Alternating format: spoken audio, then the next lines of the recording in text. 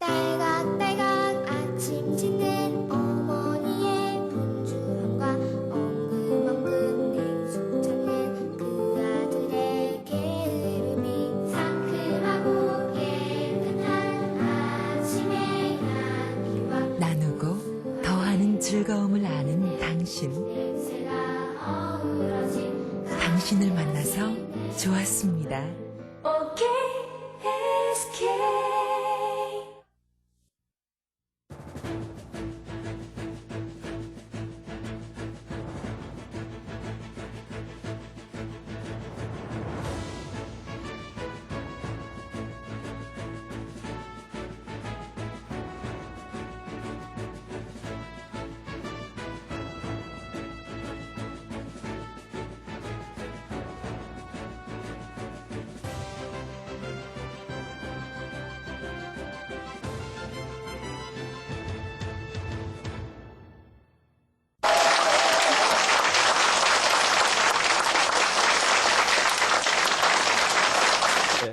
안녕하십니까. 오늘은 두 번째 다니엘의 강의. 오늘 제목은 위대한 이인자 다니엘이라는 이름으로 우리가 함께 말씀을 살펴보려고 합니다. 동남아 지역을 여행하다 보니 우리 한국인 관광 가이드가 아주 재미난 이야기를 하더군요. 공항에서 사람들이 나오는 걸 보면 저분들이 한국 분인지 일본 사람인지 중국 사람인지 쉽게 알 수 있다는 것입니다. 그래서 어떻게 아느냐 그랬더니 일본 사람은 앞에 깃발 들고 쭉 반드시 횡대로 나오면은 정대로 나오면은 그 일본 사람이랍니다. 근데 갑자기 문이 열리면서 갑자기 그냥 무더기처럼 막 쏟아져 나온 사람은 중국 사람이랍니다.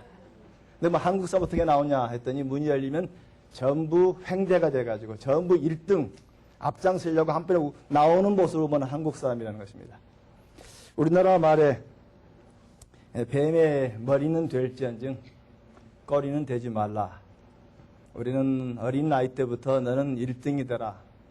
1등만 얘기하다 보면 사람들이 많이 모이면 1등은 한 명밖에 나오지는 않습니다. 그러나 1등을 떠받치는 수많은 사람들이 있기 마련인데 우리는 어떻게든지 좀 잘못 얘기한다면 수단과 방법을 가리지 않고도 1등이 되라라고 하는 이야기가 우리를 매우 힘들게 하고 어렵게 만듭니다. 세상은 항상 1등만 기억할까요? 꼭 그렇지는 않습니다. 역사를 되돌아보면 세상을 바꿨던 많은 사람들 중에 1인자는 아니었지만 자기 색깔을 분명하게 드러낸 사람들 중에 이름이 오르내리는 사람이 참 많습니다. 좋은 사람의 예를 들어본다면 아마 중국의 주은래일 것입니다. 빛 바랜 사진 속에 항상 모택동보다 한 발짝 뒤에 있는 주은래. 아마 우리 보신 기억이 납니까? 본래 처음부터 주은래는 2인자는 아니었습니다. 1930년대만 하더라도 모택동이 주은래를 매우 경외와 그 다음에 부러움의 대상으로 바라볼 정도로 잘 나가던 사람이었습니다. 그러나 주은래는 공자의 말씀 속에 위대한 지도자의 자문과는 얼음처럼 냉철해야 되지만은 지도자는 천부적 광기를 가지고 있는 카리스마가 있어야 된다. 주은래는 모택동의 그런 천부적인 광기 어린 그런 카리스마적인 지도력을 보았을 때 그를 1인자로 내세우고 그는 항상 한 발짝 뒤에 물러앉아서 그 열정을 참 자기의 이론으로 그리고 자기의 열정으로 그것을 조절해 가면서 중국 혁명을 완수했다고 말합니다. 얼마나 그가 위대했냐면은 닉슨은 이런 이야기를 합니다. 모택동이 없었더라면 중국의 혁명은 결코 불붙지 않았을 것이다. 그러나 만약에 주은래가 없었더라면 그 불길은 다 타고 재가 되고 말았을 것이다. 그다음에 결국 위대한 지도자 뒤에 항상 이인자의 모습 속에서 결국 큰 인간의 족적을 남겼다 볼 수 있습니다. 우리나라 역사에도 그런 위대한 이인자가 있었죠. 그게 왕건입니다. 우리 왕건이란 텔레비 드라마를 본 기억이 납니까? 그때 1인자는 누구였습니까? 궁예였습니다. 궁예는 그날 새로운 나라를 창건하고, 그리고 그때 왕건은 궁예의 신하로서 그 사람 뒤에 묵묵하게 자기의 일만 담당했던 사람입니다. 그 당대 역사적인 정황 내에서 성악 태수의 아들로 태어난 왕건은 제1인자가 되기에는 적절치 않은 모든 여건이 맞지 않았습니다. 그러나 궁예가 폭정과 수많은 사람 압제하고 사람들을 어렵게 만들었을 때 결국 부하들이 쫓겨나가게 되고 인덕이 있었던 왕건을 앞에 내세워서 고려라는 나라를 창건한 이야기를 우리가 생각해 볼 수가 있습니다. 현대 사회에서도 우리의 기업 사회는 전쟁터와 같이 매우 각박한 곳입니다. 우리 많은 사람들은 1인자만 기억할 것 같지만은 현재 큰 비즈니스 세계 속에 2인자로서 큰 힘을 발휘한 사람이 참 많습니다. 아마 경영계에 계신 분들은 이해할 겁니다. 크라이슬러의 제2인자였던 로버트 러츠, 이튼 회장과 더불어서 죽어가는 크라이슬러를 살렸던 위대한 공로자로 얘기되기도 합니다. 또 종종 우리는 마이크로소프트의 빌 게이츠를 자주 얘기합니다만, 빌 게이츠가 게이츠 된 것은 그와 함께 일했던 파트너이자 친구였던 스티브 발머의 도움이 없었으면 거의 불가능한 일이었습니다. 또 인텔사의 앤드류 그로브와 그의 후계자였던 크레이그 베렛, 이런 사람들이 함께 팀이 됐을 때 1인자 못지않게 2인자들의 역할을 통해서 회사를 일으키고 나라를 일으키고 새로운 미래를 전개한 이야기를 읽어볼 수가 있습니다. 오늘 우리가 함께 공부할 다니엘도 어떻게 보면 2인자 모습을 가지고 있습니다. 그가 얘기한 1인자는 결국 다른 사람이 아니었고 오직 여호와 하나님이 항상 1인자로 드러나게 되고, 그 사람의 권위, 하나님의 권위 아래 주어진 다른 사람의 권위를 인정해가면서 자기의 일을 묵묵히 집행함으로 말미암아서 역사에 큰 족적을 남긴 것을 볼 수 있습니다. 우리는 다니엘의 이야기를 통해 가지고 크게 두 개의 영역을 함께 살펴보려고 합니다. 지난 시간 우리는 다니엘이 원칙 중심의 삶을 살았다고 했습니다. 자, 그렇다면 어떻게 했길래 원칙 중심적인 원칙을 지키고 그 속에서, 그 어려운 환경 속에서도 최고의 권위를 가지고 살 수 있었던가? 그가 행한 행적은 두 개였습니다. 하나는 말씀이었고 하나는 기도 생활이었습니다. 두 번째는 이 말씀과 기도 생활, 원칙적인 삶을 살아가면서 그가 우리에게 보여주었던 특성은 세 가지 특성이었습니다. 그 세 가지 특성들은 우리가 함께 따라가 보아야 할 하나님의 주된 말씀이자 우리의 삶의 행동 반경을 가르쳐주고 있습니다. 자, 첫 번째로 다니엘이 살았던 시대는 모든 환경이 어려운 적대적 환경이었습니다. 자기의 나라에서 포로로 끌려와 가지고 애굽에 살게 되었고, 바벨론에 살게 되었고, 또 바벨론 지역은 어떻습니까? 모든 사람이 자기에게 호감만 갖는 것은 아니었습니다. 끌려온 사람 중 일부가 뽑힘을 얻었고, 뽑힘을 받는 과정 속에 공부의 3년 과정을 하면서 음식 문제로 인해 가지고 수많은 사람과의 관계가 어려워졌습니다. 또 그가 승승장구하게 되자 많은 경쟁자와 모함꾼들은 다니엘을 끌어내리기 위해서 수많은 일들을 벌였습니다. 이런 적대적인 환경 속에서도 어떻게 다니엘이 14살에 끌려가 가지고 82세에 이르기까지 그만한 자리에 오래 머무르면서 그만한 일을 감당했겠는가? 다니엘의 역사를 들여다보면 그는 매일 두 가지의 행동을 빼뜨린 적이 없었습니다. 하나는 말씀이었습니다. 다니엘서 9장 2절에 보시면 그 성경 내에 보면 서책을 인하여란 말이 나옵니다. 한번 성경을 찾아보신다면 다니엘서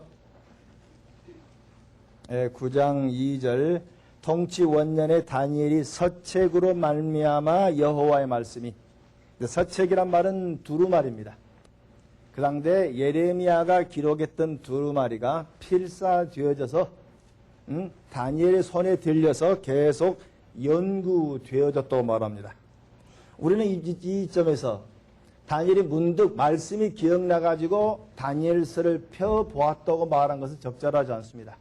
다니엘은 매일 말씀을 연구해 가던 가운데 어느 날 그 말씀을 가지고 펴서 연구해 보니 놀라운 사실을 발견하게 됩니다. 왜? 하나님이 약속하신 대로, 예언하신 대로 바벨론 나라가 멸망한 겁니다. 하나님께서 말씀하시고 말씀대로 바벨론이 멸망되고 페르시아 제국이 일어난 겁니다. 말씀 들어둔 사실에 깜짝 놀라서 다시 말씀을 들여다보니 예레미야 25장과 29장에 보면은 하나님께서 이 백성들이 잘못했기 때문에 바벨론에 끌어갈 것이다 예언이 있었습니다. 근데 바벨론에 끌려간다는 예언만 있는 건 아닙니다. 바벨론에 끌려간 뒤에 70년이 차면 다시 너희를 이곳으로 인도할 것이라고 하는 그 말씀이 눈에 보인 겁니다. 분명히 하나님의 말씀한 대로 바벨론이 멸망되고 그 다음에 더 큰 나라 페르시아 제국이 일어난 것처럼 하나님이 약속했다면 분명히 70년 계산해 보니 자기가 605년에 끌려와서 68년이 지난 세월입니다. 하나님 약속대로 말하면 이제 2년 뒤면은 우리가 돌아갈 수 있다고 하는 마음의 확신이 생긴 겁니다. 그러면 이 다니엘은 결국 말씀이 기록되어지고 선포되어지고 말씀이 말씀대로 성취된다고 하는 점에서 말씀을 깊이 붙잡은 점에서 우리도 한번 깊이 생각해 볼 이야기들입니다. 우리는 자칫 잘못하면 환상을 기대하고 하나님의 초자연적인 이야기를 기대하지만은 그런 많은 부분들도 결국 말씀에 기초된 것이 없이는 불가능한 이야기들입니다. 결국 우리가 말씀을 연구해 가면서 하나님의 뜻을 발견하는 우리가 되어야 할 줄로 압니다. 이 말씀을 읽으면서 70년이 차면 이제 앞으로 2년만 되면 하나님께서 우리를 고토에 인도할 것이다 라는 확신이 주어지게 됩니다. 그래서 9장 3절에 보면은 이 다니엘은 특별 기도를 시작합니다. 내가 금식하며 베옷을 입고 죄를 무릅쓰고 주 하나님께 기도하며 간구하기를 결심하고, 이 말씀은 다니엘서 6장과도 밀접히 연결되어 있습니다. 다니엘의 6장이 보면 많은 사람들이 다니엘의 어떤 고소할 틈이 없어서 너무 완벽한 삶을 살다 보니까 그를 끌어내리기에는 흠이 없었던 사실을 알고 혹시 이 친구에게 율법이 명하는 대로 하나님과 왕에 대한 이야기를 끄집어내게 되고 결국 30일 동안에 누구든지 하나님께 기도하려면 왕을 통해서 해야 된다라고 하는 법을 만들게 됩니다. 그때 그 법이 그 왕이 도장을 찍고 이미 법이 시행된 사실을 알고 있으면서도 6장 10절에 보시면 전에 행하던 대로 매일매일 했던 그대로 예루살렘에 향해서 동편의 창문을 열고 그리고 무릎을 꿇고 매번 행하던 대로 기도했다는 말이 나옵니다. 이 말을 다시 바꿔놓으면 다니엘은 적어도 예루살렘을 출발했을 때부터 지난 68년 동안 예루살렘 창문을 열어놓고 기도했던 것을 우리는 읽어볼 수가 있습니다. 이제 해방의 때는 바로 문턱에 와 있습니다. 그때 일부 사람들은 아마 타협의 이야기를 끄집어낼지 모릅니다. 다리오 왕이 그리고 그의 주변에 있는 수많은 방백들이 다니엘을 죽이려고 하니까 다니엘아, 이제까지 기도한 거 누구나 다 안다. 그러나 30일 동안 창문 열지 말고 기도하더라도 창문 열지 말고 기도를 잠깐 쉬는 것도 방법일 수가 있지.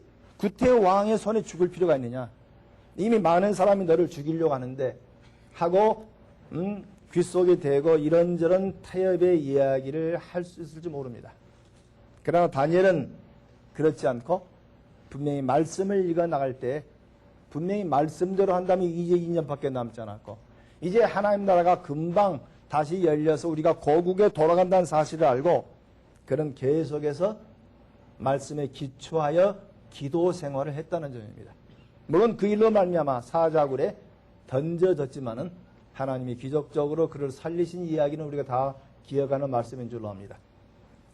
우리는 다니엘의 행적 속에서 그들의 삶의 행함 속에서 말씀에 대한 신뢰, 두 번째 말씀에 기초한 기도 생활이 다니엘의 원칙적인 삶을 살도록 수많은 압제와 수많은 핍박과 죽음을 무릅쓰고서도 그가 이겨낼 수 있었던 것은 결국 말씀과 기도 생활에 기초한 것을 이해해 볼 수가 있습니다. 또 우리 기도 생활도 또 이렇게 생각해 볼 수 있습니다. 하나님이 이미 날짜를 정해 놓으시고 이제 2년 뒤에 우리를 불러주실 테인데 기도하지 않아도 하나님이 당신의 뜻을 이루실 것이다 하고 마냥 기다리는 사람은 아니었습니다. 우리는 자칫 잘못하면 숙명론에 빠져가지고 하나님이 당신의 뜻을 행할 것이 아니냐, 기다리면 될 터인데 뭐 구태여 남한테 보여서 핍박을 받을 필요는 있냐, 이런 어려운 시절 내는 조용히 기다리면 하나님께서 당신의 일을 행하실 것이 아닐 것인가. 그러나 다니엘은 그런 사람은 아니었습니다. 다니엘은 단순히 하나님이 약속했다는 구실로 가만히 있었던 태만과 게으름의 사람은 아니었습니다.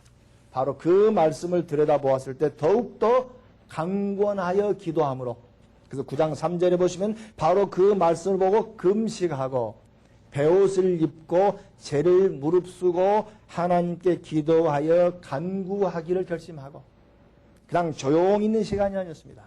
오히려 그 말씀이 말씀대로 성취되는 사실을 보았을 때 하나님께 더욱더 깊이 간구하면서 그 날이 빨리 돌아오도록, 그다음에 성경 저자는 아마 그런 의미를 담고 있었겠습니다. 결국 다니엘의 간곡한 기도 때문에 하나님께서 그의 음성을 들으시고 약속대로 70년 되던 해에 이 백성들을 고토 가나안 땅으로 인도하셨다고 얘기해 볼 수가 있습니다. 그 때문에 다니엘은 살았던 시대는 우리와 같이 편안한 시대는 아니었습니다. 모든 게 적대적이었습니다. 주변의 모든 사람들이 국가가 포로로 끌려와 있는 하나둘의 어려운 점뿐 아니고 모든 삶이 어려웠습니다.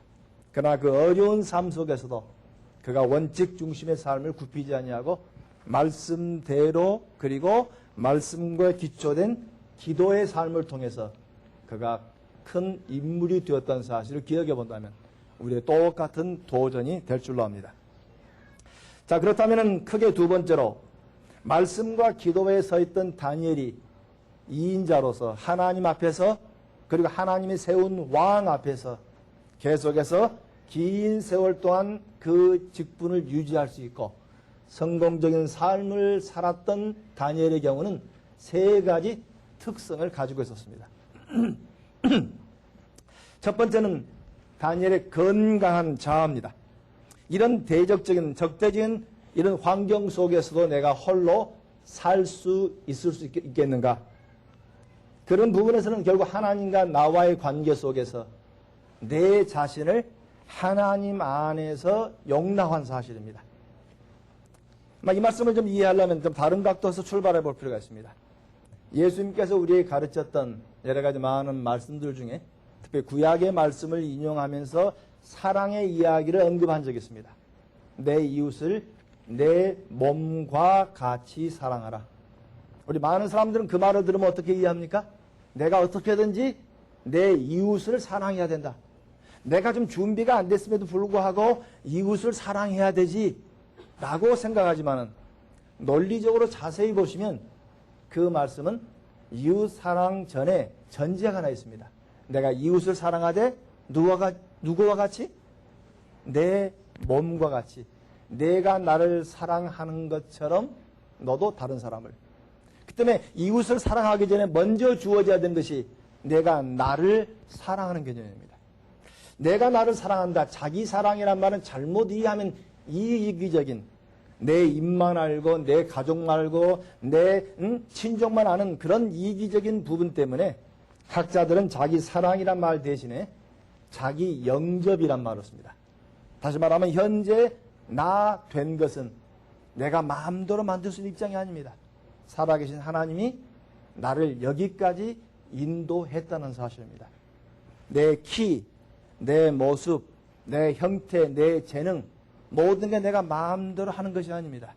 태어나는 나에게 하나님이 맡겨준 일들입니다. 그 때문에 나를 영접한다는 것은 결국 하나님이 나를 만들어 놓은 그대로 용납한다는 말입니다. 그 때문에 결국 하나님에 대한 믿음, 하나님의 주재권, 하나님이 내 삶의 주인이란 사실을 인정하고 하나님이 내게 필요한 가장 좋은 것으로 내게 인도했다는 것을 받아들인 이야기입니다. 다니엘은 자기에게 주어진 환경, 비난한 것이 없습니다. 자기에게 주어진 환경 자체를 하나님이 자기에게 베풀어 준 것으로 일단 용납하고 있습니다. 받아들이고 있습니다. 자기가 포로민으로 끌려온 것에 대해서 비난한 얘기가 없습니다. 오히려 1장 2절에 보시면 무슨 말씀이 나옵니까? 주께서 하나님이 유다 왕 여호야김과 하나님의 전 기구 얼마를 느부갓네살의 손에 붙이심에, 결국 다니엘은 포로 끌려온 것도 하나님이 하신 일이다. 하나님께서 결국 우리 조상들이 잘못했기 때문에 징벌로 또는 징계로 우리를 이곳에 인도했다는 사실을 그는 받아들이고 있습니다. 그 때문에 그는 고급 지위를 가지고 있었지만 한 번도 우리가 이 나라를 배반하고 독립운동을 벌려가지고 다시 고토로 돌아가자는 얘기를 한 번도 꺼내지 않습니다. 왜? 말씀을 읽어보니 우리가 잘못되어 바벨론에 70년 포로 생활한다는 사실을 믿었기 때문입니다. 그 때문에 그 시간이 되어가면서 이제 하나님이 그 때가 되었다면서 이제 고토로 돌아갈 이야기를 놓고 기도한 것이었지, 포로 끌려온 것을 비난하고 반대하지 않았고, 그 다음에 왕궁에 뽑힌 이야기를 비난하지 않았습니다. 또는 그 왕궁의 음식을 먹지 못하게, 음식을 안 먹는다고 마음을 먹었을 때 그 음식을 먹는 동료 친구들을 비난한 것이 없습니다. 환관장을 비난한 게 없었습니다. 왜? 주어진 여건을 자기가 그대로 용납한 부분입니다. 우리가 종종 우리 이 삶을 살아가다 보면은 하나님 앞에 유익한 일을 위해서 자칫 잘못하면은 하나님 중심적 사고로 얘기하기보다는 내 중심적인 이야기를 하는 경우가 많습니다. 한두 개 예를 들어볼까요? 어느 사람이 직장을 구했습니다. 직장을 구하다 보니까 주의를 지킬 수가 없어. 왜? 주인이 교회를 안 다니니까. 그래서 이분은 이건 하나님 뜻이 아니다. 오히려 내가 주일날 일을 하려면 주의를 지키는 참 사업계에 들어가지 않느냐 하고 직장을 바꿨어요. 그래서 이제 주일날 교회를 갈 수가 있어요. 그런데 조금 있으면 또 직장을 또 바꾸는 겁니다. 그래서 왜 바꾸느냐? 교회를 다니는 집사님 가정에 내가 취직을 했는데 그 집사님 성품이 참 좋지도 않아요. 매우 불편해요. 오히려 정말 좋은 신앙 좋고 참 아름답고 편한 그분한테 가면 내 일을 더 잘할 텐데요. 문제는 하나님께서 왜 믿지 아니한 사람에게 일하게 했는가를 살핀다면 직장을 옮기는 것이 아니고 그 속에서 하나님이 원하신 바가 무엇입니까? 왜 하나님 나를 이곳에 인도하셨습니까? 하고 하나님과 관계 속에 자기를 용납하고 하나님의 일이 무엇인가를 찾았어야 됩니다. 결혼 생활을 하던 사람이 이혼을 하겠다고 그럽니다. 왜요? 내가 교회를 열심히 하려고 하는데 부인이, 우리 집사람이 교회 일 얘기만 나오면 매우 불편해하고 교회도 안 나오려고 그러고 내가 교회 가려면 매우 어렵게 만들어요. 내가 이 사람과 이혼하고 좋은 믿음 가진 여자와 결혼하면 내가 하나님 일을 마음껏 할 수 있지 않습니까? 우리가 생각해 볼 만한 이야기들이죠. 그러나 아니죠. 왜 하나님께서 내 아내를 믿지 않게 하셨는가? 그럼 내가 우선적으로 해야 할 일이 무엇인가? 교회 일이 아니죠. 우선적으로 할 일은 이 사람을 믿게 하는 일입니다. 오히려 함께 믿어 하나님이 원하신 일을 하도록 인도하실 것이다 믿음 속에서 먼저 할 일을 먼저 해야 되는데 우리는 자기를 용납하지 않습니다. 누가 잘 됐다. 우리는 그 사람을 칭찬하기보다는 참 저 사람이 때를 잘 만났죠. 어쩌다 보니까 우연히 주인을 잘 만났지요. 어쩌다 보니까 뭘 해가지고 문제는 하나님께서 내게 베풀어준 하나님과 나와의 관계를 용납하지 못하고 그런 자칫하면 다른 사람에게 핑계함으로 말미암아 자기의 주어진 여건을 잃어버린 경우가 많습니다. 그때는 하나님의 주권을 믿고 하나님의 인도하심 믿는 사람은 내가 나이가 많다라는 이야기가 핑계가 되지 않습니다. 내가 많이 배우지 못했다는 게 핑계가 되지 않습니다. 내가 여건이 어렵다라고 하는 것이 핑계가 되지 않습니다. 먼저 내 자신을 하나님께 용납하고 나이 많은 나를, 물질이 적은 나를, 아니면 적게 배운 나를 하나님이 왜 부르셨을까? 어떻게 하면 하나님께서 원하신 삶을 살 수 있을 것인가? 그게 출발점입니다. 다니엘이 출발한 사건이 바로 그런 부분이었습니다. 그런 주변 사람들을 비난하지 않았고 자기를 사자굴에 쳐 넣으려 하던 방백들을 비난하지 않았습니다. 오히려 그것을 묵묵히 받아들이고 사자굴까지 들어갔을 때 우리 하나님은 사자굴을 피하도록 만들지 않았습니다. 사자굴에 그런 징벌이 주어지지 않도록 하지 않았습니다. 사자굴 속에서 하나님이 그를 구원해 내신 것입니다. 그다음에 현재 주어진 여건을 받아들이고 하나님께 감사하고 그러면서 출발점 속에서 내가 어떻게 하면 하나님께서 원하시는 삶을 살 수 있는가 라고 말했을 때 우리는 새로운 비전이 보이고 새로운 꿈이 보인다는 사실입니다. 건강한 자아를 가는 사람은 두 번째로 어떤 환경 속에서도 자기를 낮출 줄 압니다. 이건 최근에 얘기하는 경영학 쪽에서 많이 얘기합니다만은 servant leadership이라고 그럽니다.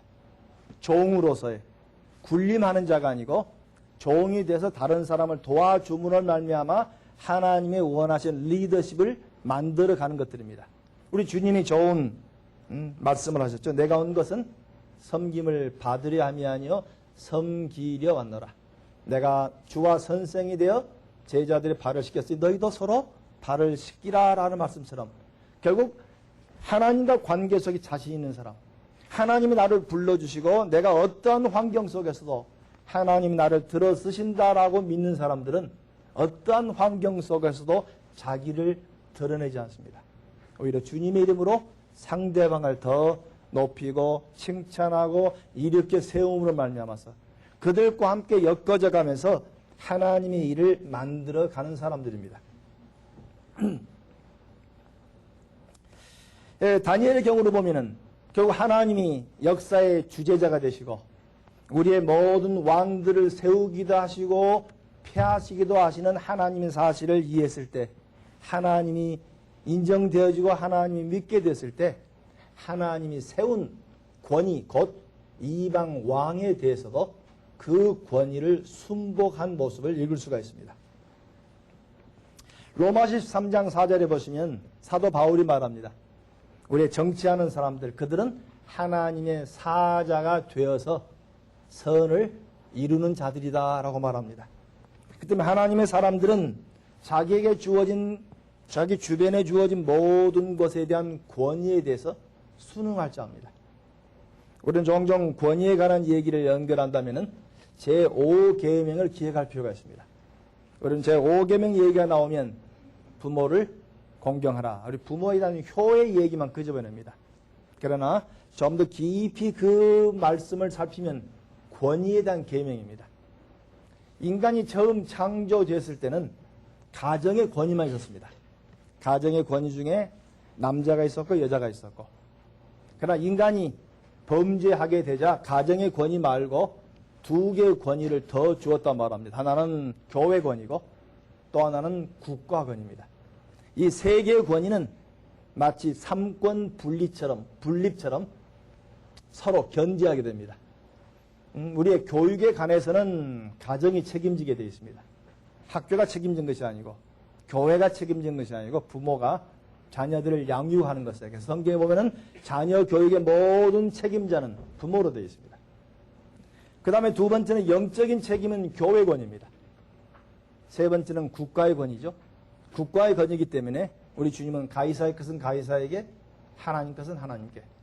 그 때문에 권위를 인정한 사람들이면 우리가 자동차를 몰 때도 제 속도대로 움직여줘야 되고 남에게 피해를 줘서는 안 되고 결국 단순한 하나님 말씀이 교회 내에서만 말하지 않습니다. 교회 내에 우리에게 함께 하신 그 하나님은 우리를 데리고 가정으로 또는 직장으로 또는 우리 국가의 사회로 넘어갈 때 거기에서도 똑같이 하나님의 권위를 인정하기 때문에 우리는 세상의 권위 앞에 순종할 줄 아는 분명히 순종하지만 하나의 또 다른 원리가 있습니다. 다니엘도 그들의 왕을 인정했었고 자기를 죽이려고 했었던 수많은 모의꾼들도 그들을 똑같은 사람들로 인정하고 바라보았지만 다니엘의 주요한 점은 마치 하나님의 권위에 대한 손상이 주어졌을 때는 그는 죽음을 무릅쓰고 안 된다라고 말하게 됩니다. 지금 6장을 계속 넘어가면은 지금 이 다니엘을 죽이려는 사람은 하나님이 높냐 아니면 지금 왕이 높느냐 두 개의 권위에 대한 싸움입니다. 분명히 다니엘은 하나님의 권위 아래 왕들의 권위를 이해하고 분명히 법이 잘못됨에도 불구하고 그 법에 순응하여 뭔가 법으로 말미암아 죽을 수밖에 없다면 자기는 사자굴에 갈 마음으로 그 법에 대한 이야기를 보고 있습니다. 그러나 이 사람들은 결국 왕이 높냐 율법이 높냐 했을 때 다니엘은 전에 행하던 대로 창문을 더 활짝 열고 그리고 무릎을 꿇고 예전에 했던 대로 기도함으로 말미암아서 왕보다도 하나님이 더 높다는 사실을 보여줍니다. 그 일로 말미암아 그는 사자굴에 던짐을 얻게 되었지만 하나님이 기적적 방법으로 그를 구출해 내시게 됩니다. 우리는 다니엘을 통해서 얻을 수 있는 두 번째 진리는 결국 하나님의 권위 앞에 거기를 숙이고 하나님이 허락하신 왕권에 대해서 권위에 대해서 존경하지만 그러나 그 권위가 하나님의 권위에 도전됐을 때 우리는 죽음을 무릅쓰고도 하나님 편에 들도록 요구한 부분입니다. 그래서 예수님은 그런 말씀합니다. 한 사람이 두 주인을 섬기지 못한다. 너희가 하나님과 재물을 겸하여 섬길 수 있겠느냐.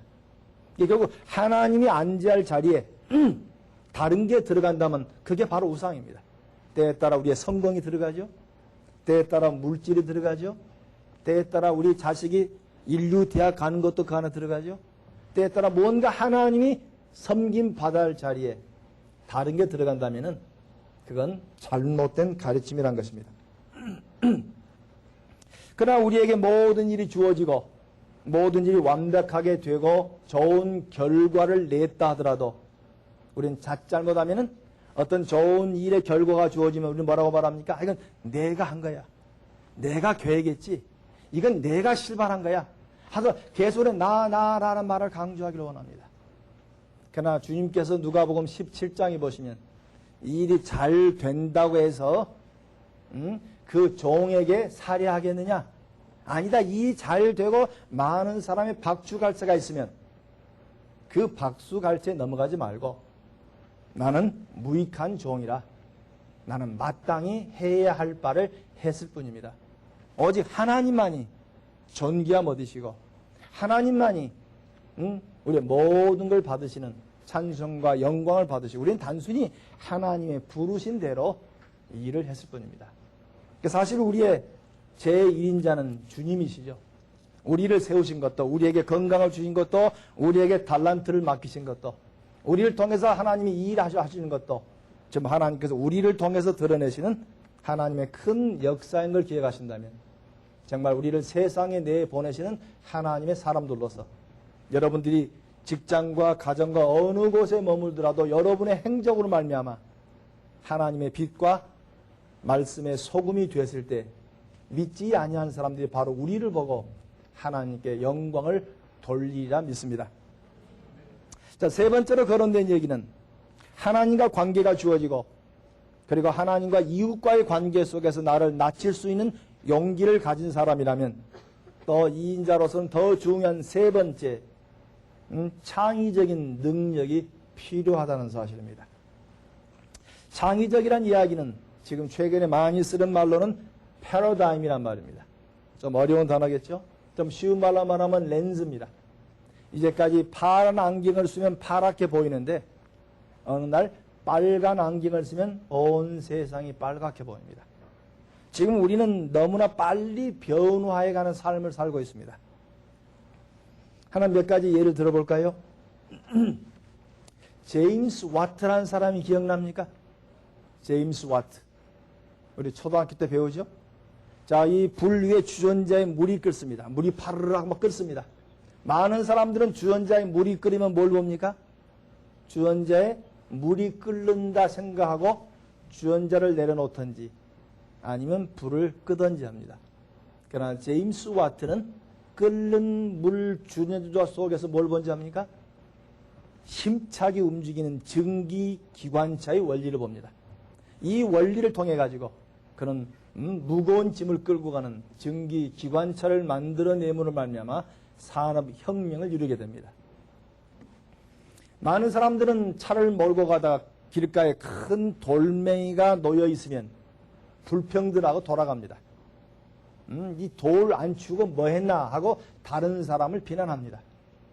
그러나 로댕이라는 사람은 길을 가다가 큰 돌을 보았을 때 그는 피해가지도 않았고 남을 비난하지도 않았고 오히려 돌 속에서 무엇을 보았습니까? 생각하는 사람이라고는 아주 큰 걸작품을 보게 됩니다. 많은 사람들은 쥐를 보면 어떡합니까? 남자들은 쥐를 보면 부직갱이 들고 다니면서 쥐를 잡으려고 하죠. 여자들은 뭐합니까? 전부 책상에 올라가서 저 쥐 잡으라 그러죠.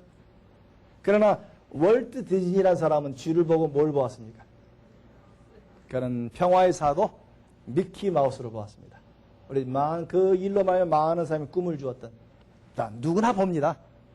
누구나 보지만 좋은 하나님의 지도자들, 하나님의 이인자들, 하나님을 세상에 드러내고 하나님의 살아계심을 얘기하는 사람들은 하나님의 눈에서 하나님의 말씀으로 하나님의 기도로 새로운 세상을 바라보는 사람들입니다. 그럼 현재 우리의 적대적 환경에 머물지 않습니다. 우리의 환경이 잘못됐다고 사람을 비난하고 잘못됐다고 말하면서 주저앉은 사람들이 아닙니다. 그들은 하나님과 관계 속에서 하나님이 보여주는 새로운 이상과 비전을 바라보면서 새로운 꿈을 꾸어가는 사람들입니다. 다니엘은 꽤 많은 시간에 말씀 연구의 시간을 보낸 것 같습니다. 그래서 아까 말씀한 대로 말씀을 계속 연구해 가다가 예레미야를 읽고 보니 예레미야를 통해서 하나님이 70년 만에 우리를 고토로 인도한다는 사실을 깨닫고 기도에 더 많은 기도 시간을 보냈습니다. 말씀을 연구한다. 우리가 종종 예언이란 말을 쓰고 또는 이런 말씀 전하는 사람을 선지자라고 말합니다. 그리고 한문에 선지란 말은 앞선 자의 알지자입니다. 그래서 미리 아는 사람. 그러나 본래 성경에 말하는 선지자, 영어로 말하면 프로펫입니다. Prophet라는 글자인데 본래 그 말은 그 의미를 담고 있지 않습니다. 프로펫이라는 말은 글자가 두 개가 합쳐진 겁니다. 프로란 말하고 fat란 말인데 fat란 말은 fami라는 동사에 나와서 말한다는 말입니다. 말한다? 그럼 프로란 말은 무슨 말인가? 프로란 말은 15세기, 6세기에 르네상스 시대 때 단어 해석을 하다 보니까 앞이란 말로 해석이 됐습니다.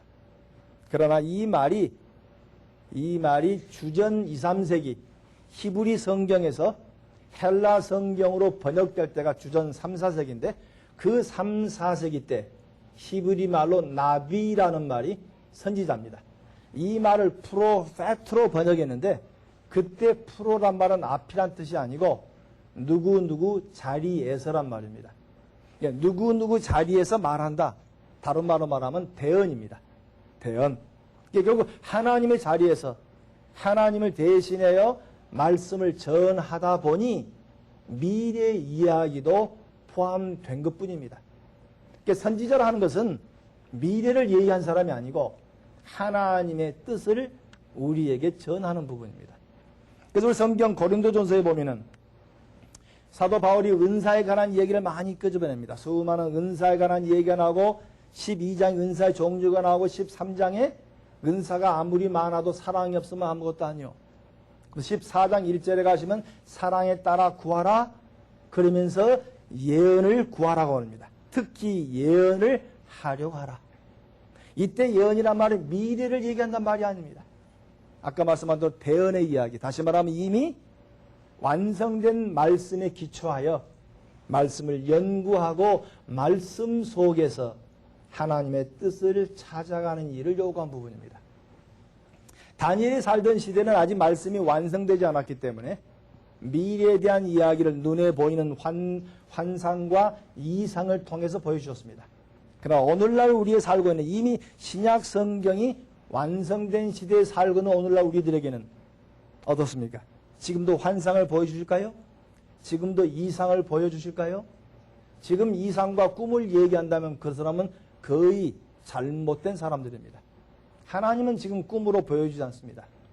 꿈을 꾸어도 말씀을 연구해 보니 말씀 속에서의 확신입니다.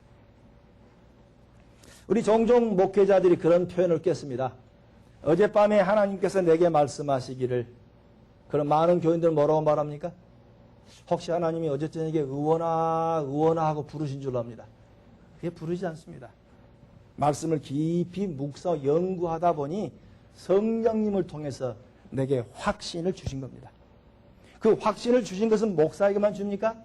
아니죠. 여러분도 말씀을 묵상하고 깊이 함께 할 때 그걸 깨닫게 하신 분은 성령님입니다. 성령도 우리 마음속에 확신을 주었을 때 그 확신 속에서 우리의 미래를 얘기하고 기도하고 달려가는 것들입니다. 그 때문에 새로운 미래를 바라보고 새로운 꿈을 꾸기를 원하는 것은 말씀 속에서 이루어지는 것입니다. 다시 하나님 우리에게 말씀이 완성된 이 시대에 꿈으로, 이상으로, 환상으로 보여주지 않습니다. 말씀 속에서 깨달음이 우리에게 주어지기를 바랍니다. 말씀을 쭉 읽어 나가다 보면 말씀 속에서 주요한 사실을 깨닫게 됩니다. 다니엘도 그랬습니다. 아까도 잠깐 거론했습니다만 말씀대로 약속대로 그 거대한 바벨론, 페르시아만에서부터 지중해 연안까지 이 엄청난 제국이 멸망해버린 겁니다. 하나님 약속대로. 멸망된 사실을 보았을 때 다니엘은 그 다음 이야기도 또 이루어질 것으로 믿는 모습이 생기게 되죠. 그런 과정 속에서 예레미야 25장, 29장에 보면 바벨론에서 70년이 차면 내가 너희를 이곳으로 돌아오게 할 것이다. 그 때문에 그는 70년 만에 돌아갈 생각을 하고 기도에 전념하게 된 것도 우리 잠깐 언급한 적이 있습니다. 그러나 더 말씀을 깊이 묵상하고 그 묵상하는 과정 속에 특별히 아직은 성경이 완성되지 아니한 시기였기 때문에 하나님이 천사를 통해서 환상과 이상을 보여준 부분이 있습니다. 특별히 2장 그리고 7장부터 12장 사이에 수많은 환상과 꿈이 기록되어 있습니다. 그 꿈에 관한 이야기를 자세히 논할 수 있는 시간은 아니라 봅니다.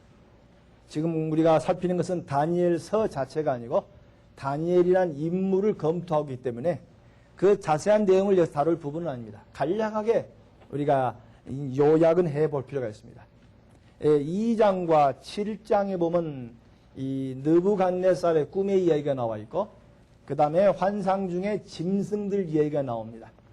그래서 이 느부갓네살에게 머리가 있었고 그 다음에 가슴이 있었고 그 다음에 배와 넓적다리가 있었고 팔과 그 다음에 이 발가락이 있었고 위에는 금으로 만들었고 둘째는 은으로 만들었고 셋째는 청동으로 만들었고 넷째는 진흙과 철로 만들어진 이야기. 그래서 많은 학자들은 처음 머리에 해당하는 나라를 바벨론으로 봅니다.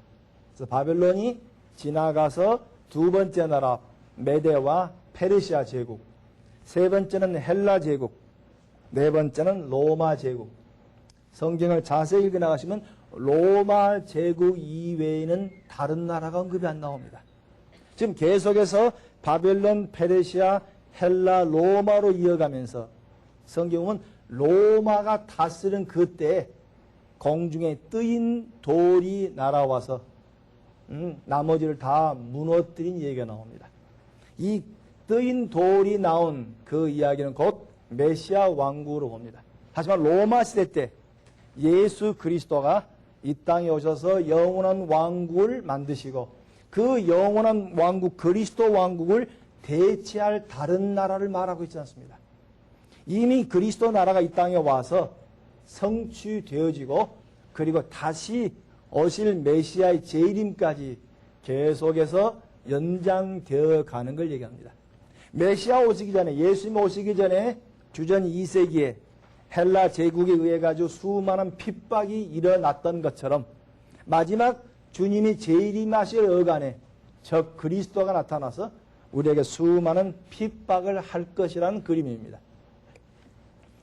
그 때문에 이 다니엘을 통해서 하나님이 보여주신 것은 말씀을 연구하고 기도 가운데 머물렀던 다니엘에 보여준 것은 몇 가지 사실들입니다. 몇 가지 이 일들을 찾아보면 첫 번째, 이 환상과 이상을 통해서 하나님이 다니엘에게 보여준 것은 하나님 말씀은 진실되다는 사실입니다.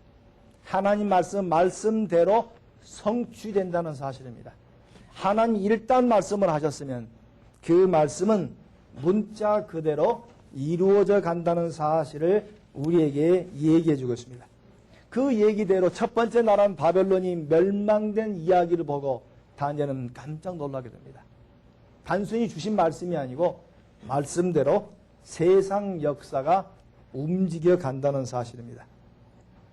그 때문에 이 네 번째 나라에 태어난 마지막 나라, 메시아의 나라, 그리스도 나라가 점점점 자라면서 계속 확장되어 가고 있는 이야기, 이 왕국을 다시는 무너뜨릴 수 없는 영원한 나라인 것을 우리에게 얘기해 주고 있습니다. 두 번째로 얘기하는 것은 이 역사는 하나님의 장중에 있다는 사실입니다. 왕을 세우는 것도 왕을 폐하는 것도 하나님의 계획 속에 있다는 사실입니다. 이 이야기를 조금 확장하면 세상의 모든 일은 하나님의 장중에 있는 일입니다. 내 가정에 주어진 일, 내 개인에게 준 어떠한 일도 하나님의 허락함이 없이는 이루어지지 않는다는 일들입니다. 때문에 하나님을 주인으로 하나님을 섬기는 사람은 내 삶의 모든 머리끝에부터 발끝까지 모든 것이 하나님의 손에 쥐어 있는 사실들입니다. 그 때문에 우리의 모든 삶, 하나님이 내 창조주가 되시고 내 구속주가 되신 사실을 이해하신 분은 내게 주어진 모든 삶이 우연히 일어난 일 없습니다. 하나님의 계획 속에 주어진 일들입니다. 그 때문에 하나님의 계획을 인정하고 하나님의 인도하심을 인도한 사람은 내가 나이 많다는 얘기가 핑계가 되지 않습니다. 내가 많이 배우지 못했다는 게 핑계가 되지 않습니다. 현재 내가 건강치 않았다는 게 핑계할 여건이 되지 못합니다. 왜? 하나님이 인도해 오신 일들입니다. 그 인도해 오신 일 속에서 내가 어떻게 하면 이 어려운 여건 속에 어떻게 하면 하나님이 원하신 삶을 살 수가 있습니까? 다니엘은 바로 이 역사 속에 인도하신 하나님의 창조주시고 구속주라는 사실을 인정했을 때 그런 여러 가지 어려운 환경 속에서도 굴하지 않고 이겨낼 수 있었습니다. 세 번째로 다니엘이 하나님의 주신 말씀을 통해서 인도하는 것은 믿는 자는 어떤 환경 속에서도 좌절할 필요가 없다는 것입니다. 아무리 어려운 환경 속에서도 하나님은 당신의 백성을 구출을 하신다는 사실을 드립니다. 설령 우리의 많은 기독교인들은 지난 2000년 역사 속에 바로 이 하나님의 이러한 음성 속에서 그들은 참 우리의 모든 삶이 아름답고 편안한 삶만 있었던 것은 아닙니다. 끝으로 나는 선교사님이 이야기를 하고 말씀을 마치려고 합니다. 84년도에 미국의 어바나 미팅이라고 3년에 한 번 모이는 미국의 대학생들 집회입니다. 제가 갔을 때도 한 2만 명 큰 많은 학생이 모여서 그 다음에 마지막 날 선교사로 갈 사람 헌신하도록 99%가 풀타임 내지는 파타임으로 선교사로 가겠다고 하던 그 집회 모임이었습니다. 그때 한 여자 선교사님이 연세가 꽤 보이시는데 그분이 오전 강의의 이야기가 기억이 납니다. 26살 때 신학교 룸메이트 두 사람이 우리가 선교사로 가되 남들이 안 가는 지역을 가자 하고 찾다 보니 아프리카, 어느 지역인지 모르겠습니다. 아프리카 한 아주 오지 속에 들어가게 됩니다. 그것에 도착해서는 이 백인들은 흑인들이 너무 그 검은색이다 보니까 무서워서 나오지 못했고 흑인들은 또 백인이 너무 하얗다 보니까 무서워서 또 만나지 못하고 그래서 한 6개월, 1년이 그렇게 흘러갔다는 겁니다. 나중에 가까워져서 이제 서로 말씀을 알고 서로 얘기하는 가운데 그들이 말은 있는데 글이 없다는 사실을 알게 됩니다. 그래서 글을 만들어 가지고 26년간 신약 성경과 시편을 번역하고 나왔습니다. 그래서 많은 학생들에게 여러분 이제 내가 다시 돌아가면 구약을 번역할 것입니다. 그러나 내 생에 끝나지 못할 것 같습니다. 내 뒤에 와서 구약 성경을 번역해 주십시오 라는 이야기입니다. 그때 그분이 그런 이야기를 합니다. 많은 사람들은 어떻게 거기 가서 26년간 26살에 가서 26년간 거기에 있었느냐. 그때 그분이 이런 말씀을 합니다. 이 등불을 들고 한 발자국 걸으면 등불은 또 한 발자국 더 보여주더군요. 또 한 발자국 들면 또 하나 보여주거든요. 그러다 따라가다 보니 26년이 되었습니다. 똑같은 말씀이 우리에게 적용될 줄 압니다. 다니엘의 그런 많은 대적적인 적대적 환경 속에서도 그가 그만한 일을 누리고 하나님의 놀라운 이상을 볼 수 있었던 것은 그가 말씀과 기도 가운데서 원칙 중심의 삶을 계속 이행함으로 말미암아 하나님의 위대한 지도자로 드러났음을 우리는 쉽게 알 수가 있습니다. 지금도 오늘날 우리들에게도 똑같은 모습으로 찾아오셔서 우리를 하나님의 귀한 이인자들로 세우셔서 세상에 필요한 곳에 당신의 말씀과 당신의 빛을 드러내는 곳에 여러분을 세우신 것입니다. 그 일로 말미암아 하나님의 영광 받으시라 분명히 믿습니다.